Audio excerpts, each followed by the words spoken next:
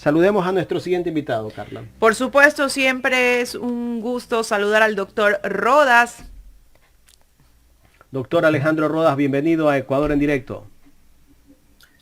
Bueno, muy buenos días, Carlita, Jaime, un abrazo fraterno. A propósito del Día del Maestro, un autoabrazo a quienes formamos e intentamos a través de la enseñanza crear profesionales probos, éticos y sobre todo gente crítica a las cosas que están ocurriendo. Muchísimas gracias por la oportunidad. Feliz día, doctor, y también ya le di el feliz día a mi compañera Carla Aro, que es docente universitaria también. Doctor Rodas, antes de iniciar con las preguntas pues, de los acontecimientos políticos, queremos saber cómo van esos procesos judiciales que mantiene, bueno, no que mantiene usted, pues no que por ser veraz, frontal y expresar las cosas como son, lo tienen en esta situación.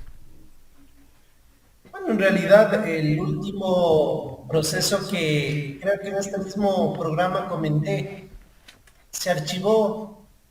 Hemos acordado el decir que no había ningún tipo de inadversión con una persona que fue víctima y de alguna manera también fue premiada por el alcalde con sentencia, y que dicho sea de paso, ayer estuvo sentado rindiendo versión del delito que le confronté ante la autoridad, en este caso la Fiscalía, por perjurio en el hecho de haber omitido información muy sensible, y que en lugar de decir la verdad y tener la capacidad de hacer el mea culpa, han forjado documentos en Panamá con fechas ulteriores a mi denuncia, y que lógicamente la Fiscalía General del Estado ya no solo hablaría de perjurio, sino posiblemente de un fraude procesal.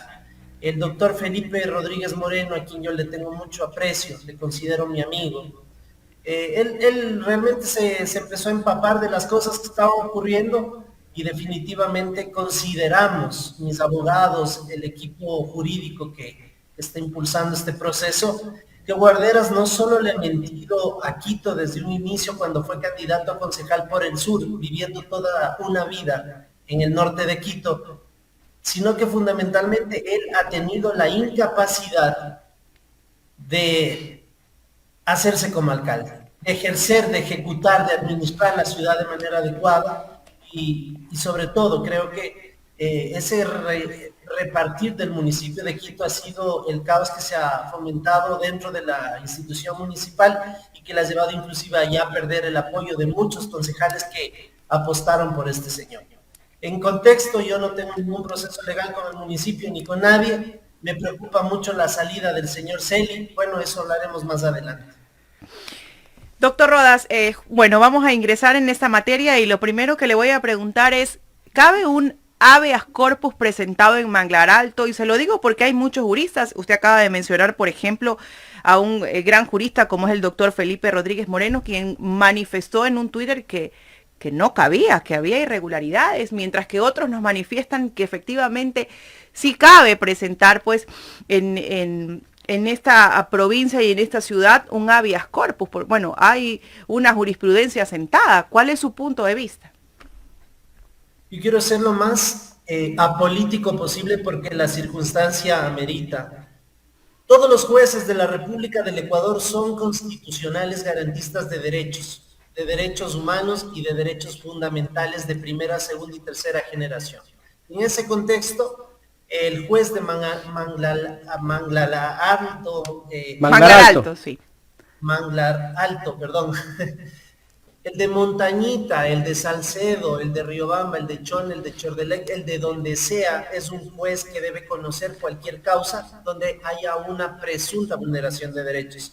Por principio, el habeas corpus frena cualquier daño inminente. No se sabía dónde estaba el señor Jorge Glass. No se sabe, más allá de que hoy le escuchaba a un pseudo periodista entrevistar a la presidenta del Movimiento Revolución Ciudadana, la abogada Marcela Guiñaga, decir que el hombre salió airoso, con un semblante. ¿Y saben cómo diablos está su cabeza?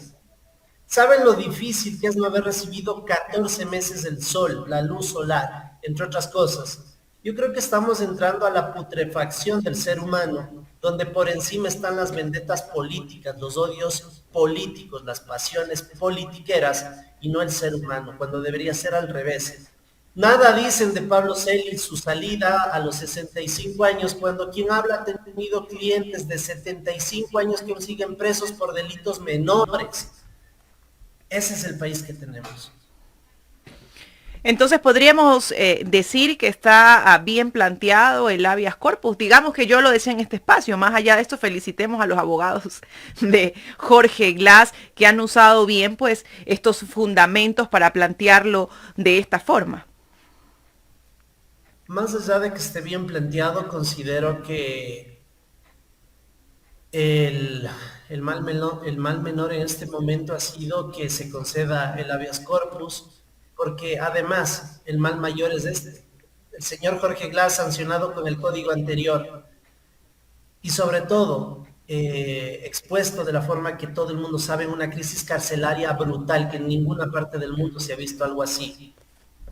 Creo que el haber salido hace 1 año, 4 meses era lo legítimo, era lo correcto, era lo jurídicamente adecuado. Sin embargo, eso no ha sucedido y por eso hablo del mal menor, más allá de los planteamientos políticos alrededor de la concesión o no del habeas corpus. Yo personalmente creo que sí, todos los jueces son garantistas. Hablo como conocedor del derecho constitucional, más allá de los vericuetos jurídicos. Hay un pseudo decano justamente de la facultad donde yo me honro en trabajar, que él dice otras cosas, saca de contexto todo, y los medios de comunicación así lo permiten, pero yo creo que lo fundamental es saber con conciencia que el espíritu de la ley está por encima de las rabietas jurídicas de unos u otros, y fundamentalmente que el habeas corpus, más allá de la ciudad donde haya concedido, también hay una apelación de por medio que debe bajar a la Corte Provincial de Cotopaxi y que se decidirá. Yo pienso que muy posiblemente le vuelven a guardar al señor Jorge Glass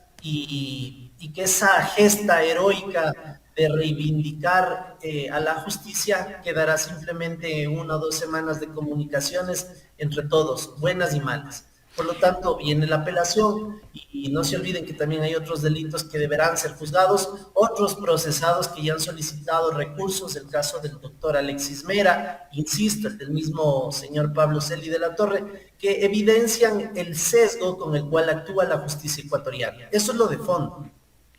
Doctor, antes de darle paso al licenciado de la Cruz, quiero hacerle una pregunta con una visión un poquito amplia. ¿En qué les puede perjudicar a los diferentes actores políticos la salida de Jorge Glass? Si ellos han manifestado en un sinnúmero de veces que el correísmo está muerto, que la gente no cree en el correísmo, que no van a ganar una sola elección más, que Correa no va a volver y un sinnúmero de cosas más. ¿Cuál es el perjuicio que les puede causar? Y le digo esto porque ayer en una entrevista con el doctor Omar Maluk, docente investigador, nos decía, no es un ego, para ellos simplemente es un trofeo. Pero ¿en qué les puede perjudicar? Yo creo que a la clase política le hace mucho daño, y a la clase política me refiero a la centro derecha ecuatoriana, el hecho de que Jorge Glass esté fuera. Yo creo que es el jefe de campaña desde el día domingo de la Revolución Ciudadana y de todo aliado que tenga esta organización política. No puede ser candidato nunca más, eso dice las sentencias o las sentencias hechas en su contra, más allá de que se puedan desbaratar en algún recurso extraordinario de revisión o en la propia Corte Constitucional a través de una acción extraordinaria de protección, lo cual es muy complicado. Pero sí, es el jefe de campaña y sobre todo en la región costa e insular, de alguna u otra manera también algo en las provincias de la sierra, de centro sierra, donde él se constituye, y lo digo a título muy personal, sin temor a equivocarme, en el jefe de campaña, en la persona prima fase dentro de la victimización y del lawfare en contra del correísmo. Doctor, ¿cómo deben de sustentar los que están planteando revocar ese habeas corpus al ex vicepresidente Jorge Glass? Porque si bien es cierto, hay un informe médico, ahí hablan de que hay un médico que, si no me equivoco, vino de la Comisión Interamericana de Derechos Humanos o de la ONU, los médicos del Ministerio de Salud Pública, que han demostrado que el ex vicepresidente tenía problemas de salud y muy graves. Bueno, aquí lo único que se puede pelear es la falta de competencia, lo que se ha venido diciendo y señalando en varias ocasiones. Buscar un poco la legitimidad del fallo en el sentido de que cómo puede ser que un convicto esté fuera y no se mantenga recluido. Oigan, yo no quiero echar leña al fuego o hacer más polémica la situación, pero ¿dónde está el señor Daniel Mendoza? ¿Dónde estuvo el señor Pablo Celi de la Torre? Un ex vicepresidente de la República del Ecuador sentenciado en uno de los lugares más inseguros del país. Y fundamentalmente sin tomar en cuenta todos los derechos, además que la Comisión Interamericana de Derechos Humanos ya se pronunció con medidas cautelares. ¿Qué más quieren? El señor Daniel Mendoza está vendiendo su partido político desde la cárcel. Existen 5 o 6 dueños. Eso está pasando en este país de porquería. Finalmente, creo que más allá de cuidado se entienda país de porquería con los habitantes, sino con la clase política. El daño que nos hacen y lo siguen haciendo. Y uno que otro politiquero sigue haciendo de las suyas desde las cárceles. Entonces, lo de miedo y lo de fondo es eso. ¿Por qué no le mandan a la Tacunga? ¿Por qué no le mandan a otro lugar a ese señor? Pues el pacto político con el gobierno anterior y se mantiene con el actual. Esas cosas la ciudadanía debe vigilar y debería preocuparse. Lo del señor Jorge Glass, persona que seguramente tiene problemas de corte mental, con exámenes médicos legales, que no ha recibido sol, que ha recibido toda la presión de estar en un centro de rehabilitación cuando estaban degollándose entre reos. O sea, lo de fondo es eso, un poquito de humanidad. Es pedirles peras al olmo en el caso de los medios de comunicación, pero sí deberíamos tener como sociedad un poquito de piedad a estas personas. Y yo no lo digo por ser defensor del correísmo, y ustedes lo saben bien, he sido muy crítico, yo de hecho no soy correísta, soy una persona que ve las cosas con objetividad y con un poco de sensatez. Correcto. Yo leía un Twitter que publicó el doctor Pedro Granja el día de ayer, donde él explicaba, cuando estaba Correa, los periodistas criticaban a Correa porque supuestamente Correa metía las manos en la justicia. Resulta que ahora esos periodistas le piden a Guillermo Lasso que meta las manos en la justicia. O sea, hay una contradicción y hay una presión mediática de muchos medios de comunicación. Casi la mayoría de los medios nacionales están casi que de acuerdo, porque he analizado el tiempo que ellos le han brindado para tratar el caso Glass el día lunes. Veía que Teleamazonas le puso 14 minutos al caso Glass, Ecuavisa 14 minutos y al caso Pablo Celi solamente le pusieron 2 minutos de video. Hay una lógica de decisión de las élites en el Ecuador y en el mundo, una recomposición geopolítica, una recomposición, yo diría inclusive algo moral, con discursos desde los medios de comunicación, donde nosotros, quienes estamos enfrentando a todas estas élites, nos opacan o buscan opacarnos ventajosamente. Existen medios como ustedes, alternativos decentes, las redes sociales y demás. Pero, ¿qué es lo de fondo? El pautaje, el no tener la predisposición como autoridad en entregar a costa de impunidad o simplemente la proliferación de mensajes. En el caso del correísmo, yo creo que hoy le doy la razón al expresidente de la República. Existen medios de comunicación que son escoria, que son indignantes en el sentido del ciudadano porque sabemos que están mintiendo, porque están tapando atrocidades. Más allá de darle 2 minutos a Pablo Celi, 14 al señor Jorge Glass, es la abierta grosería de cosas como lo que se escuchó hoy en el Canal 4, cuando un periodista se mofa de una persona que sale luego de muchos años a ver la vida. ¿Qué querían verle arrodillado, tirado en una camilla o de pronto en el suelo convulsionando? Debemos ser un poquito más decorosos con el ser humano y tener algo de lástima, si cabe el término. como decía la señora Marcela Guiñaga, algo de empatía. La empatía es fundamental, inclusive para pelear frente al enemigo hay que poderlo ver pues de pie, hay que saberlo distinguir como un enemigo. No podemos ver al enemigo tirado en el piso y sangrando. Yo creo que estamos en una descomposición social muy grave, muy abierta, y eso es lo de fondo que debemos estudiar. No esperemos nada de los medios de comunicación, esos hacen una agenda ya directamente en Carondelet. Les voy a decir, por ejemplo, algo. El doctor Hernán Ulloa, presidente del Consejo de Participación Ciudadana, el día de ayer recibe la terna con una redacción de un estudiante de segundo grado de la Presidencia de la República para designar a la o a él superintendente de bancos.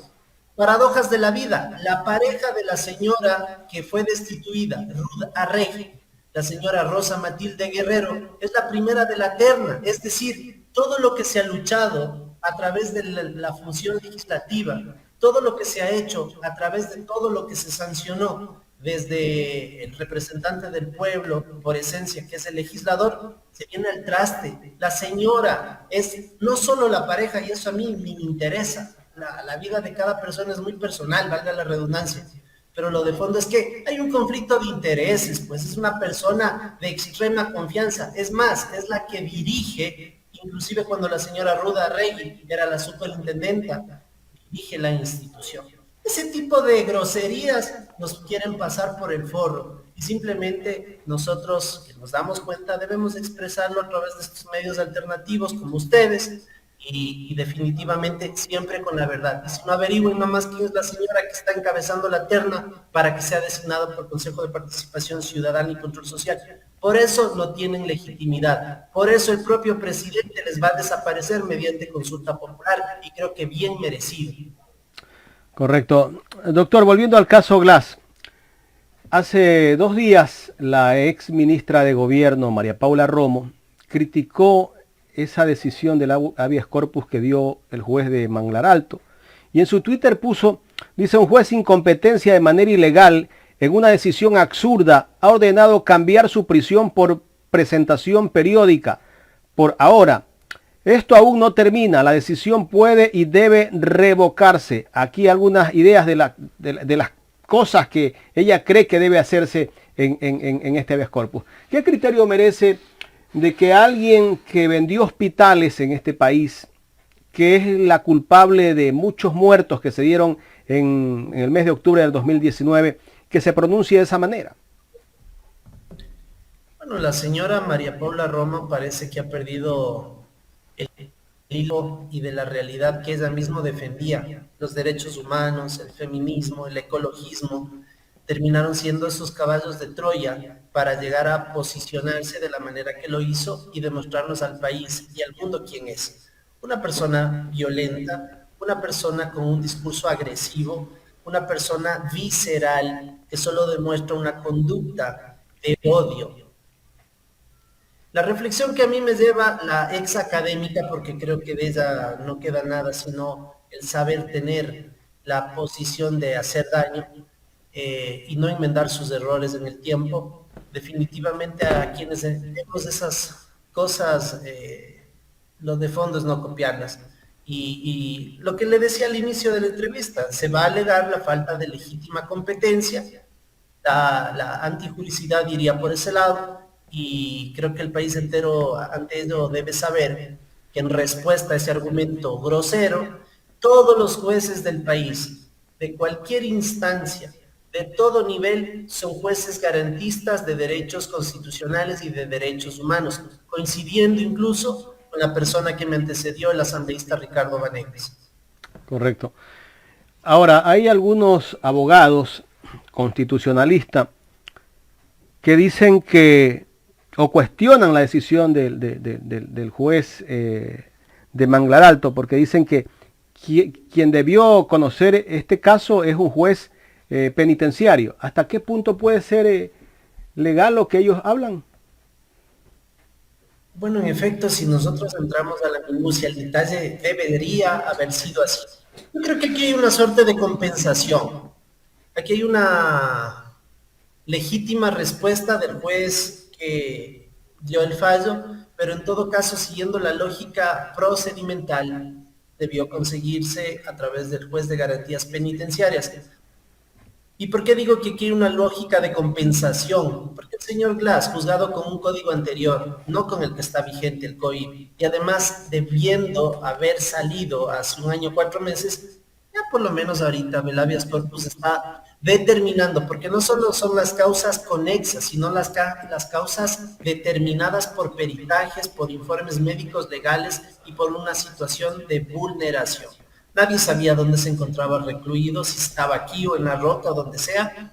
Nadie sabía su estado de salud. Insisto, a una persona que sale de la cárcel luego de 4 años y algo más, no va a salir arrastrándose, por favor, tengamos un poquito de empatía.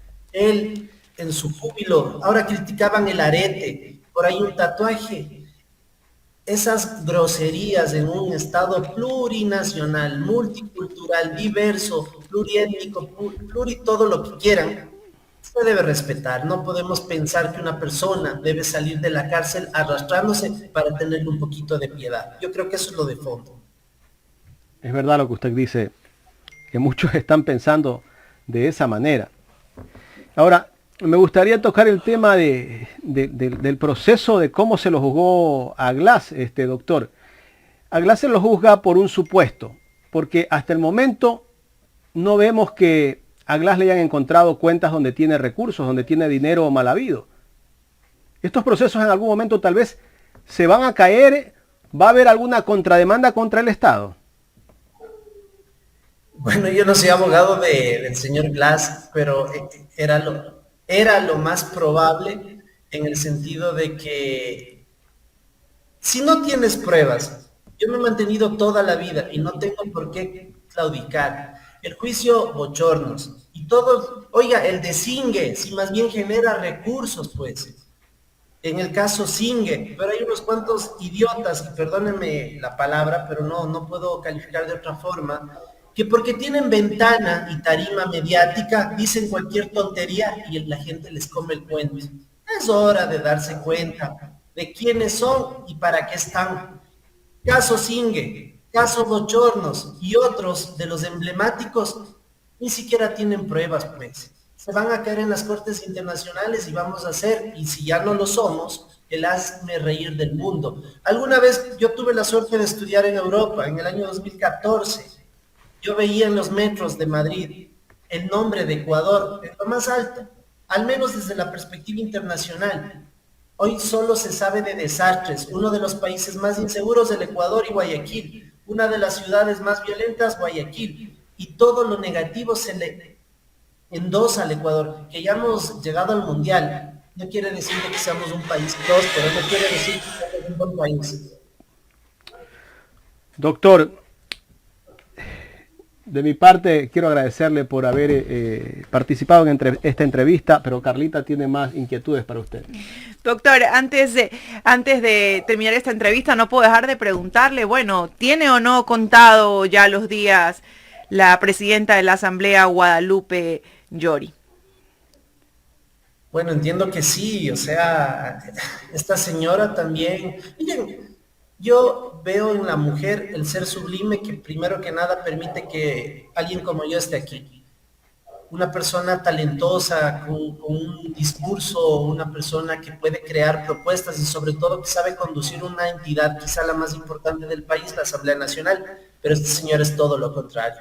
Es una vergüenza para el ser humano, y perdón que lo diga abiertamente así, ese aferrarse al poder cuando no tiene la capacidad ni de maniobrar en el sentido de lo político, no tiene operadores políticos, no tiene la capacidad de entender cómo funciona la burocracia. Ella cree que está en Sucumbíos o en la provincia que sea como manejó, y es de las personas con mayor glosas que ha tenido la provincia donde ella fue prefecta. Entonces, esas cuestiones generan que la caída sea abismal y la señora tiene que irse a la casa. Ojalá ella mismo renunciara y nos evitara crear o conformar una comisión, que parece ser ese va a ser el camino, y que las obstrucciones, inclusive el mensaje grosero que nos dejan, ¿no?, en una reunión con el embajador de Estados Unidos, el Ecuador no es una aldea, El Ecuador no es una colonia, eso quedó para 1830 y un poquito para atrás. Creo que el Ecuador debe despertar. El llamado a que las autoridades no solo sean, sino parezcan. La señora Yori, más allá de que se ha puesto hasta la manito, el insulto, el epíteto, debe tener la conducción una persona que realmente sepa de cómo se debe ejercer la función más importante que tiene el Estado ecuatoriano. Ojalá la señora renuncie, pero si no ya sabemos que va a haber una comisión que la destituya. Y con este cambio, ¿usted cree que pueda mejorar el tratamiento de la Asamblea? ¿Será que puede fluir un poco más el trabajo de la Asamblea, que de una u otra manera estos conflictos la tiene estancada y muy mal vista? Al menos el derecho de pensar que sí va a ocurrir algo de eso es lo que nosotros necesitamos, tener un poquito de esperanza, un poquito de fe, que los tiempos van a mejorar. Yo pienso que sí, que va a haber una relación más fluida, que van a tener diálogos y van a, para lo que están, legislar y fiscalizar sin rabietas, sin vendetas, como lo hace este señor que funge de periodista investigativo y que tiene el ego más grande que el señor Carlos Vera. Pero que en todo caso yo creo que es importante que en el Ecuador de hoy se tome en cuenta cuáles son las autoridades, qué están haciendo, qué dejan de hacer y que ojalá mejoren las condiciones del Parlamento, que son realmente nuestros representantes por esencia. Muchísimas gracias, doctor Rodas, por aceptar. Doctor, antes de que se nos vaya, tengo una última pregunta. Sobre el caso de la Asamblea, ¿usted no cree que aferrarse al cargo de presidente de la Asamblea por parte de la señora Guadalupe Llori, presidenta, perdón, no significa tal vez es darle oxígeno a los que están en el Consejo de Participación Ciudadana para que tal vez logren nombrar al nuevo Contralor? Porque sabemos que la presidenta Llori se va a ir, pero están agotando los últimos recursos para extender el tema y tal vez para que el consejo que está ahora alcance a nombrar al Contralor. De esto sí le voy a pedir que haga una pastilla. No van a nombrar el nuevo Contralor General del Estado. Van a nombrar al nuevo tasador que va a decir que de la venta de todas las empresas públicas nada ha pasado. Van a singularizar la metida de mano más grosera en todas las décadas de vida republicana del Ecuador. La venta de las hidroeléctricas a precio de gallina enferma, la venta de las entidades de comunicación como CNT y todo lo que genera recursos, no lo digo yo, lo dicen los informes de ellos mismos, va a poner a un tasador, no contralor, para que simplemente ponga la veña y se puedan ir a la casa contentos. Ese es el fin, nombrar un contralor a traje de bolsillo para tener las condiciones de privatizarlo todo. Y eso lo sabe la clase política del Ecuador y ojalá puedan hacer algo. Doctor, bueno, ¿qué hacer con la Contraloría? Lamentablemente la Contraloría se ha constituido en una especie de peaje que todos tienen que pagar por allí. Ahora, viendo que algunas instituciones públicas, algunas personas que están al frente de ciertas instituciones, en este caso universidades, muchas veces no quieren invertir en proyectos grandes porque están los recursos, pero temen que después de un tiempo que les toque salir de esas instituciones, ser perseguidos. La Contraloría se ha convertido en una institución como de persecución política y lamentablemente por cualquier cosa te mandan un informe y te procesan.